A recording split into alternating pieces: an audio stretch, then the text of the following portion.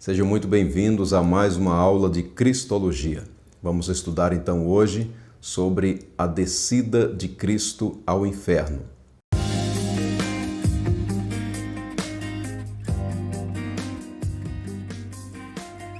A pergunta que eu faço para a gente nesse momento é: será que realmente Jesus foi ao inferno?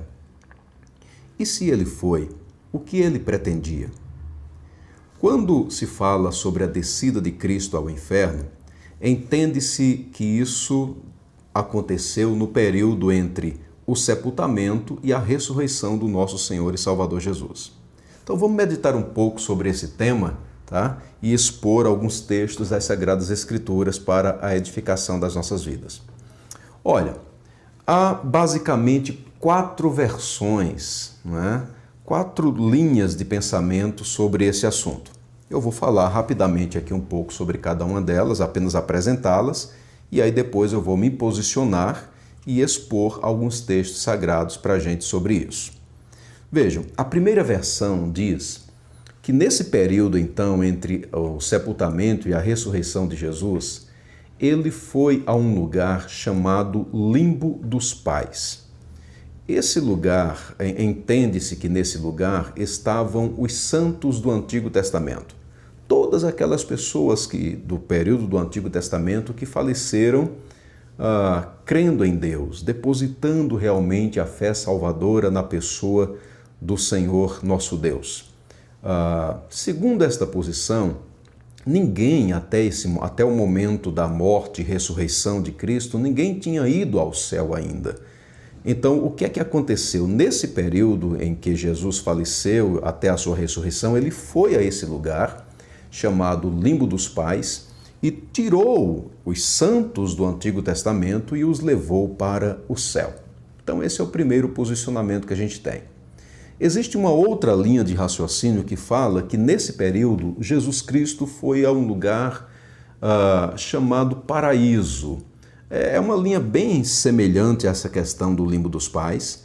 Jesus Cristo, então, foi a esse lugar e ali no paraíso é o lugar da habitação das almas dos justos, daqueles que morreram salvos. Jesus Cristo, então, chegou naquele lugar, expôs para cada um deles a verdade, a redenção que há na pessoa dele e também os levou para o céu. Há uma terceira posição que afirma que Jesus Cristo foi ao inferno e ali ele declarou publicamente para Satanás e todos os demônios que ele era vitorioso, a vitória dele, sobre todas as forças do mal. E ali ele então prega a espíritos em prisão, tá? Então a gente tem essa visão também. E uma quarta linha de pensamento fala que o Senhor e Salvador Jesus Cristo não foi ao inferno. Não foi ao inferno no período aí entre a sua morte e ressurreição e também, logicamente, não foi em nenhum outro momento. Pastor, qual das posições o Senhor crê? Eu me posiciono nessa última expressão agora, nessa última posição, de que o Senhor Jesus Cristo não foi ao inferno. Entendo biblicamente que não havia nenhuma necessidade de Jesus ir àquele lugar, e aí eu explico um pouco para vocês agora sobre isso. Vamos lá? Olha, primeira coisa então que eu falo sobre essa questão. A expressão desceu ao Hades ou foi ao inferno é uma expressão que contém lá no Credo dos Apóstolos. Então a gente encontra lá. O Credo dos Apóstolos não é um texto para reza, não é? Para orações simplesmente. O Credo dos Apóstolos é uma declaração de fé, uma confissão de fé, boa inclusive, do contexto cristão de uma forma geral.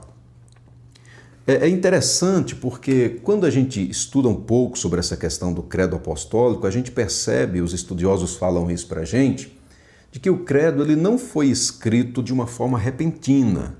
Ele não surgiu, por exemplo, dentro de algum concílio na história da igreja. Pelo contrário, ele foi sendo escrito aos poucos, paulatinamente, gradualmente. E aí, acredita-se que o credo apostólico ele foi escrito do período de 200 depois de Cristo até o ano 750. Então vejam que é um tempo expressivo aí para a produção do credo apostólico.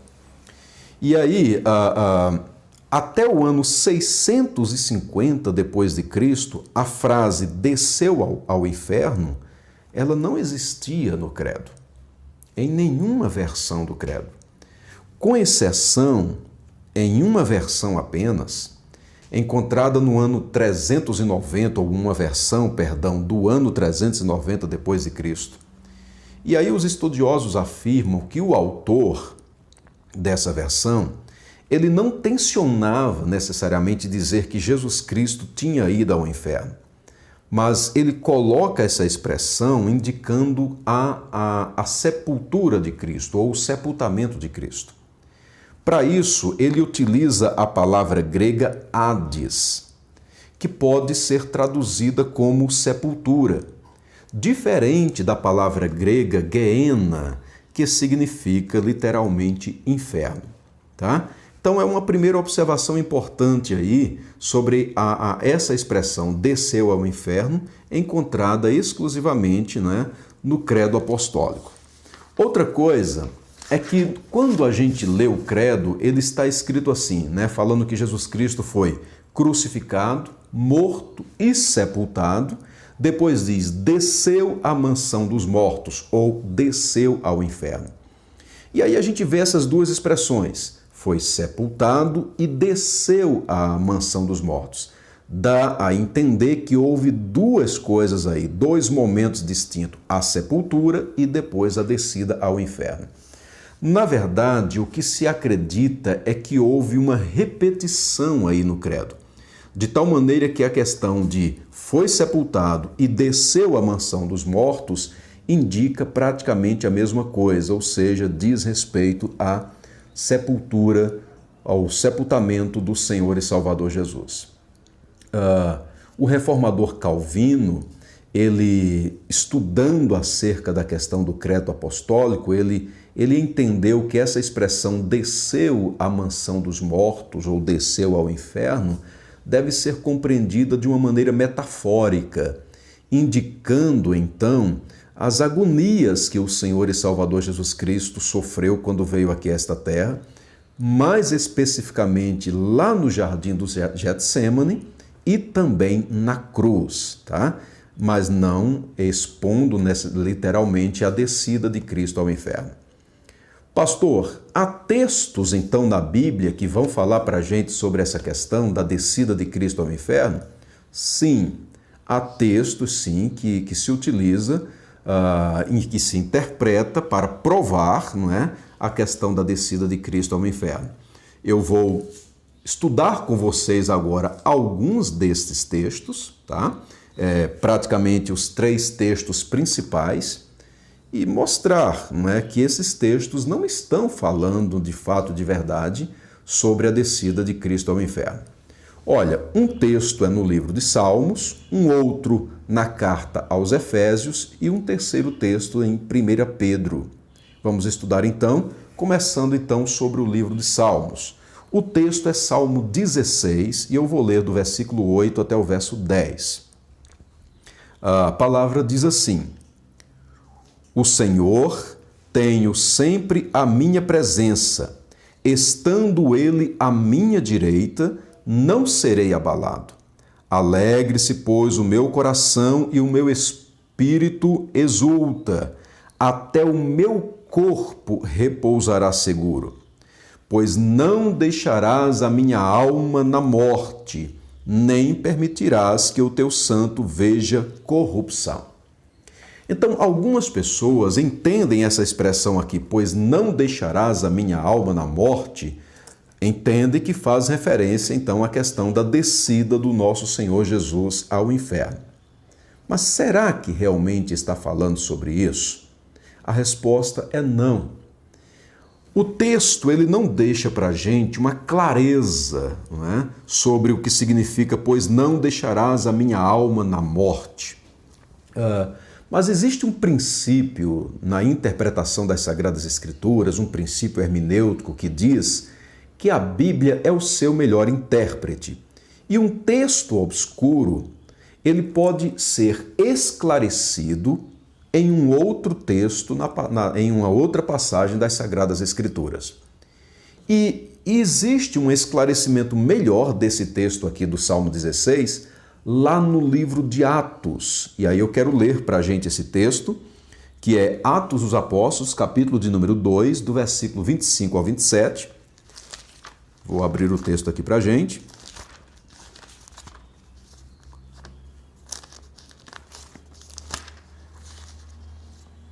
Vejam, Atos 2, 25 a 27 diz assim: Porque a respeito dele, diz Davi, diante de mim via sempre o Senhor, porque está à minha direita para que eu não seja abalado.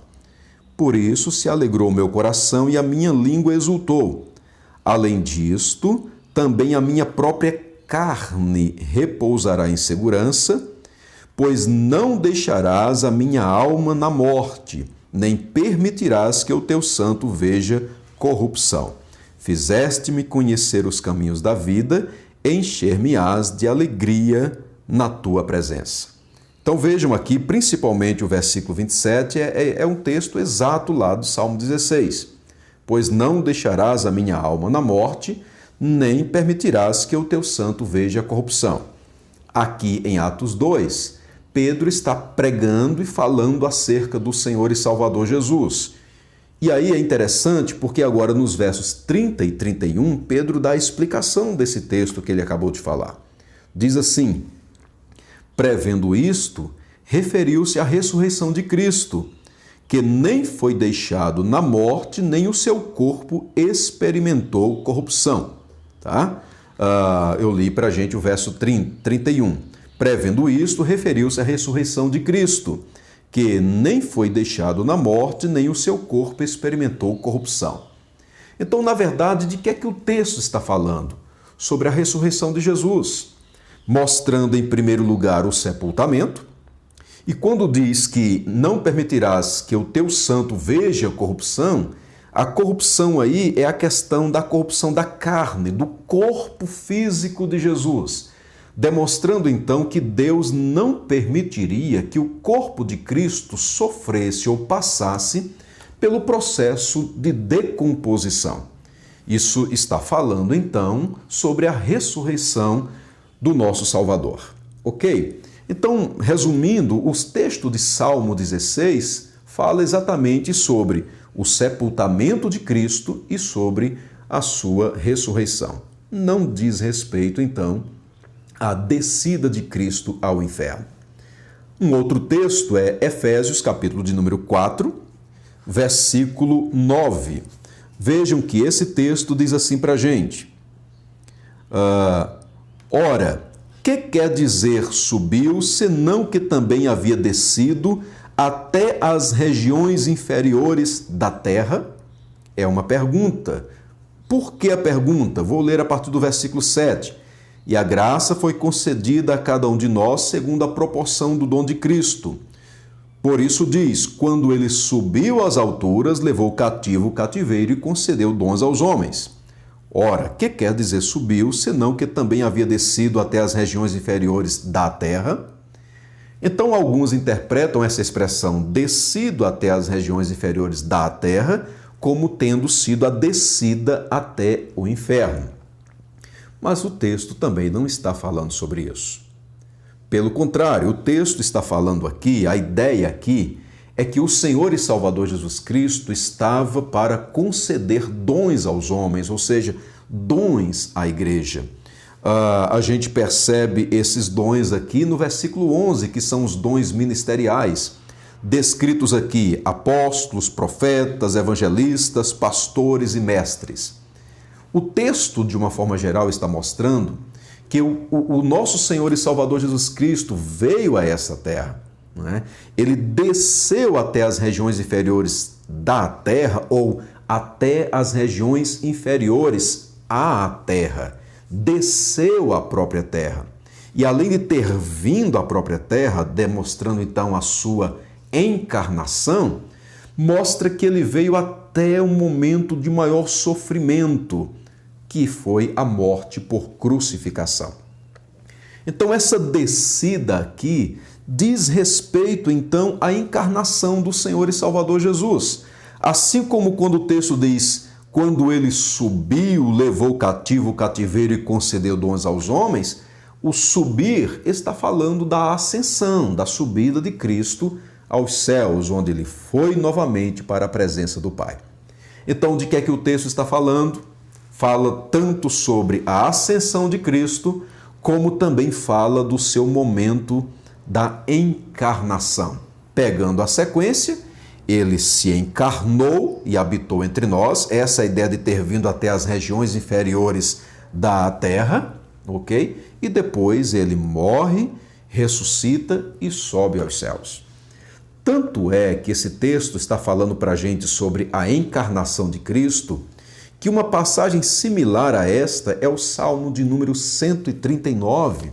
E aí eu vou ler esse texto aqui para a gente também.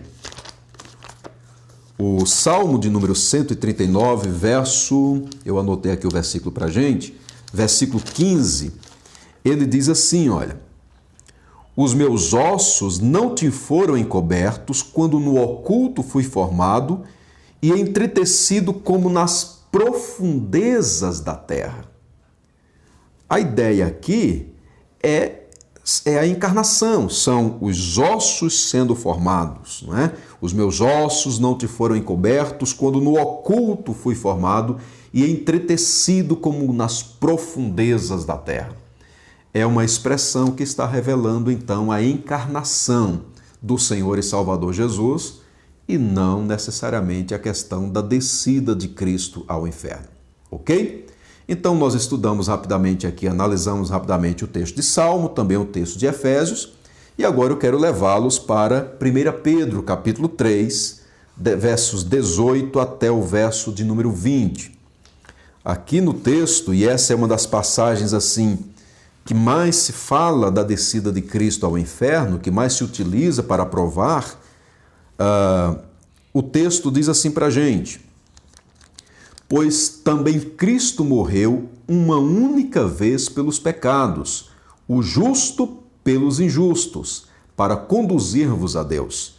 Morto sim na carne, mas vivificado no Espírito, no qual também foi e pregou aos espíritos em prisão, os quais noutro tempo foram desobedientes quanto à longanimidade de Deus, aguardava nos dias de Noé, enquanto se preparava a arca, na qual poucos, a saber, 8 pessoas, foram salvos através da água. Tá? Então a gente fica aqui até o verso de número 20.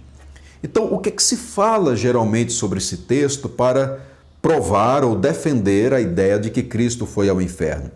Eles mostram então que nesse período da morte, entre a morte e a ressurreição, Jesus foi ao inferno e pregou aos espíritos em prisão.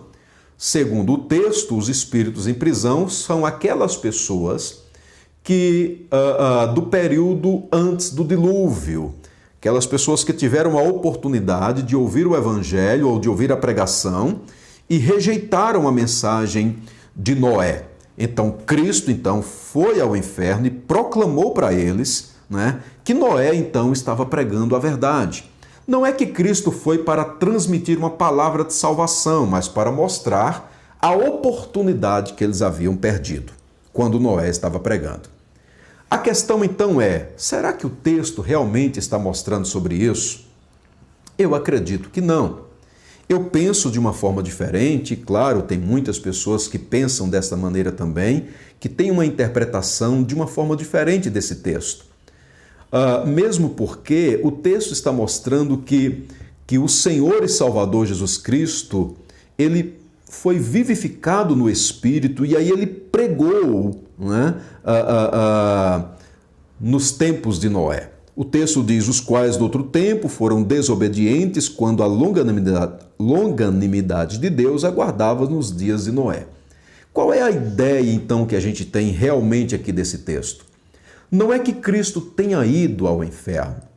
para pregar para a geração antediluviana, mas é que Cristo, a mensagem de Cristo, o Espírito de Cristo, a ideia de vivificado no Espírito, o Espírito de Cristo estava pregando para aquele povo através de Noé.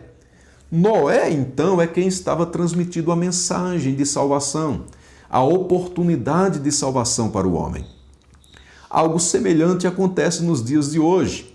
Quando alguém prega a palavra de Deus para você, é fato que quem está pregando é aquele homem, é aquela mulher. Você ouve a voz daquela pessoa, você vê a imagem daquela pessoa.